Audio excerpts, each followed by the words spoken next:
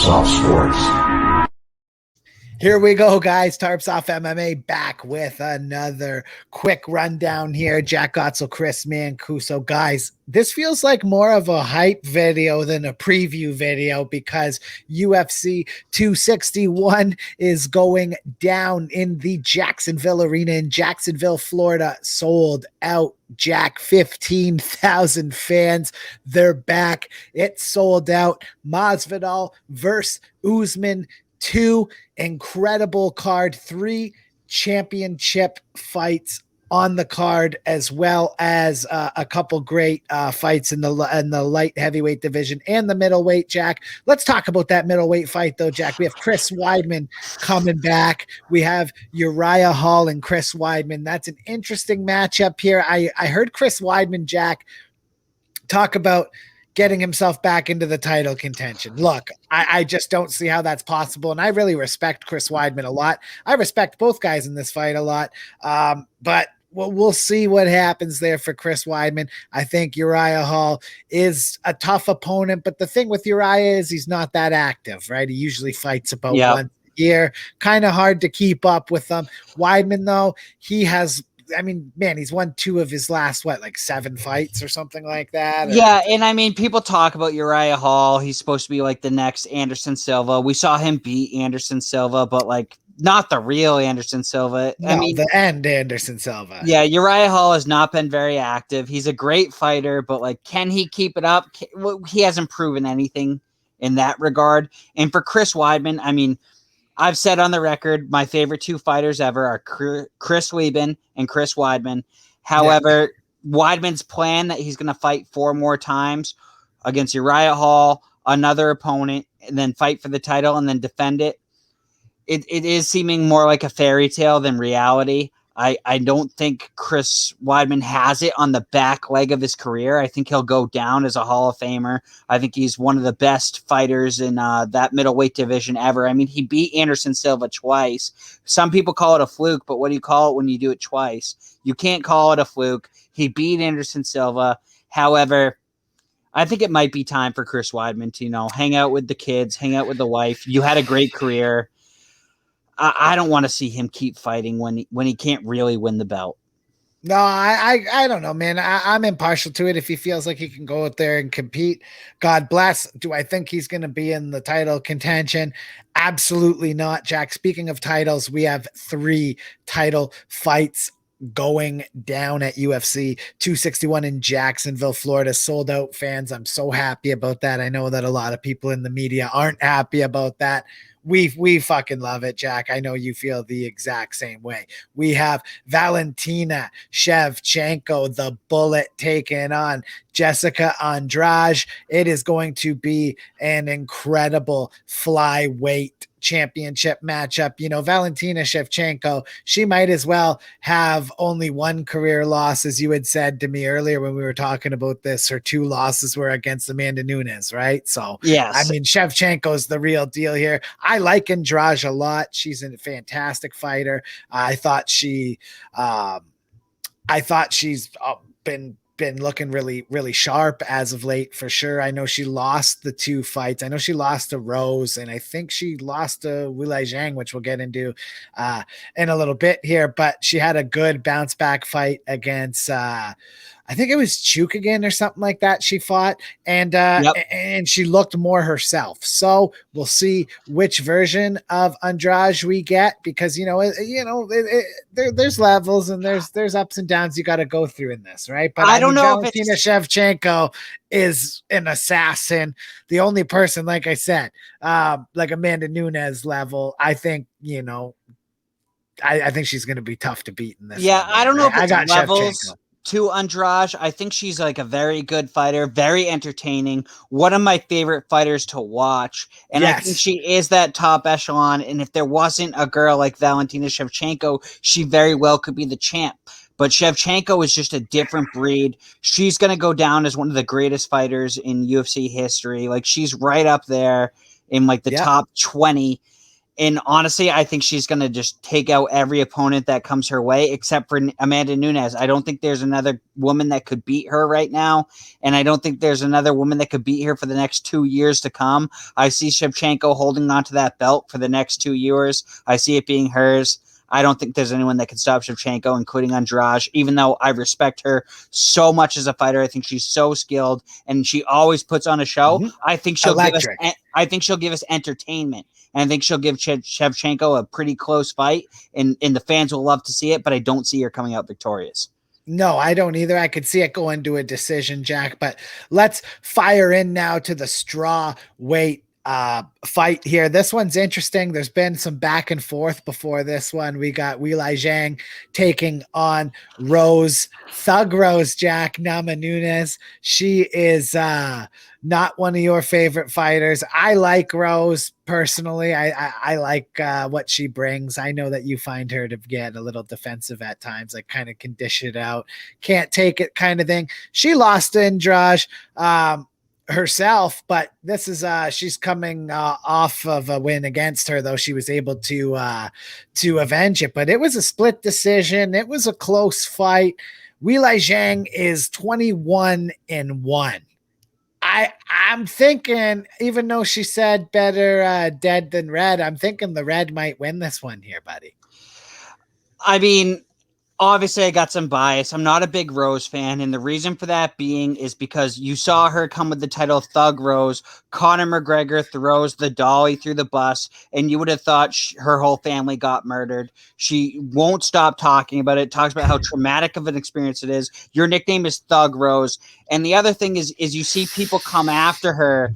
And she's so defensive, but she dishes it out. She comes with that better dead than red. And then she loses the title, and she talks about how it was a complete mental thing and had nothing to do with her physical attributes in the octagon. Mm-hmm. And I just think it's a bullshit excuse. I think it's an absolute cop-out. I think she's kind of mentally not the best fighter. And I think she crumbles under these high-pressure situations. I think she'll crumble on Saturday. I think so. Now, here's the thing.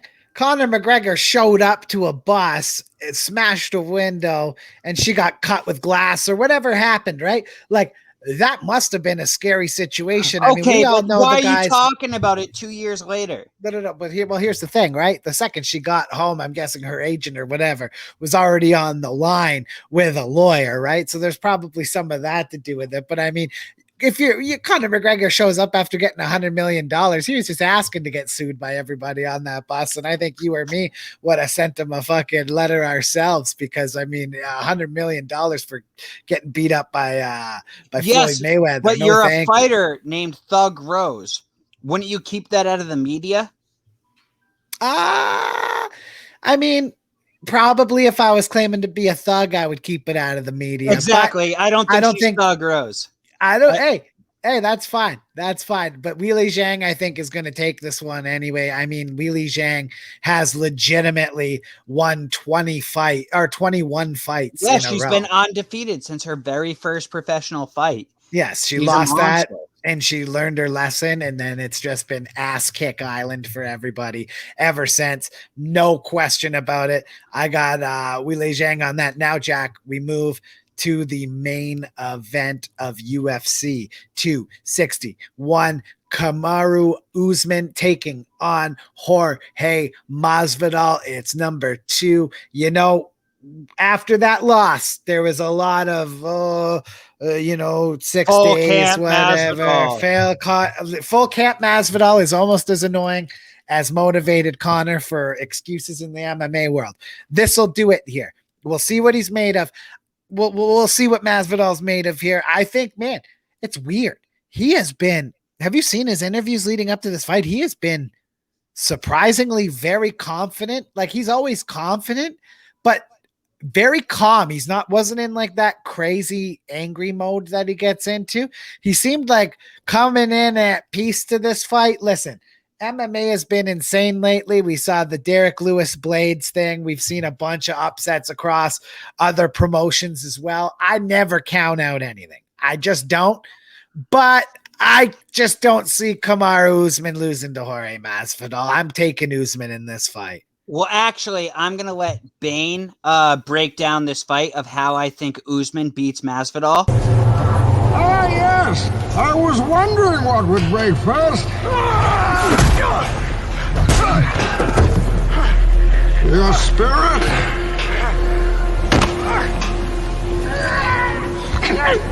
Oh, your body! Yeah, that's exactly how I see this fight going. I think Usman either 50-45 some again, 50-43, whatever you want to call it, or he knocks him out. I don't see a path for Masvidal to win this fight, but if Masvidal does win this fight, I will actually be an extremely happy camper because then we finally get Masvidal versus Colby for a belt. So to be honest, I don't really care how that fight goes. It's awesome either way because on the contrary, we get Usman versus Covington. It's Yeah, awesome dude, no everybody matter wants to how see that that. fight finishes, but I don't give a lot of chance to Masvidal coming out victorious. Nothing would make me happier than Masvidal winning it, him fighting Covington for the belt and everything that goes into it. Friends turned enemies, so much trash talk. But then you just turn it around and then you want to see, how does Covington fight a full fight, half a fight without a broken jaw, right? I mean, that's a legitimate excuse. Like, there's full camp Masvidal. I would take like not broken jaw Colby Covington as a legitimate excuse. He won a round with that broken jaw, whether you like him or not, right? I want to see that fight run back. No matter what, we're going to see that triangle run through.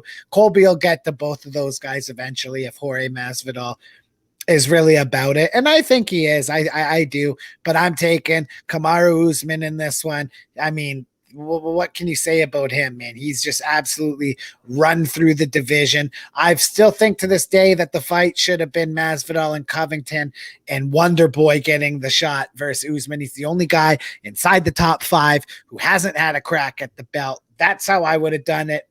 You know what, though? The champ calls the shots and Usman wants to get rid of what he claims is an excuse. And, Usman made, pretty easy work in the 3rd round against Gilbert Burns. He's just Dos Anjos, Woodley, Damian Maia. He's went through some pretty impressive guys. I saw Dana White call him the GOAT, the best welterweight of all time the other day.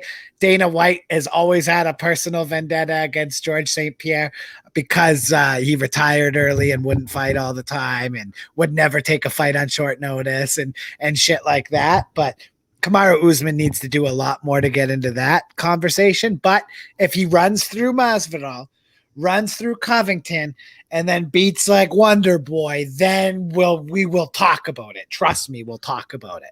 But I would say, after all I said about Rose, the only title I could really see changing hands on Saturday is Weili Zhang versus Rose Namajunas. I think that is the closest title fight we're going to see.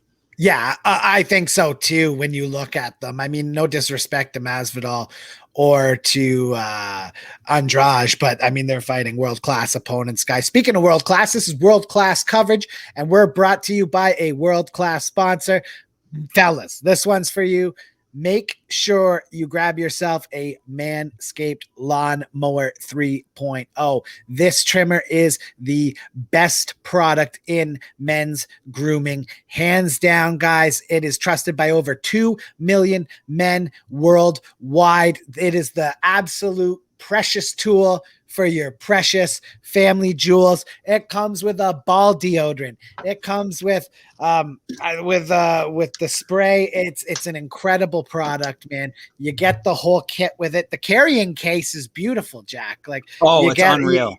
It's unbelievable. The whole package is unreal, guys. So we have a great offer for you guys. If you go over to manscaped.com or ca.manscaped.com and hit the promo code TARPS off, all one word, TARPS off, you will get 20% off and free shipping. So that is 20% off and free shipping at manscaped.com or ca.manscaped.com when you hammer the Tarps off promo code. While you're hammering that promo code, guys, hammer the follow button and the subscribe button on here on YouTube. Make sure you click that little bell thing too. I guess we got to tell you guys to click the bell. We're going to be ringing the bell though come Saturday night, UFC 261. We got fans, Usman Masvidal too, and I think we might be fighting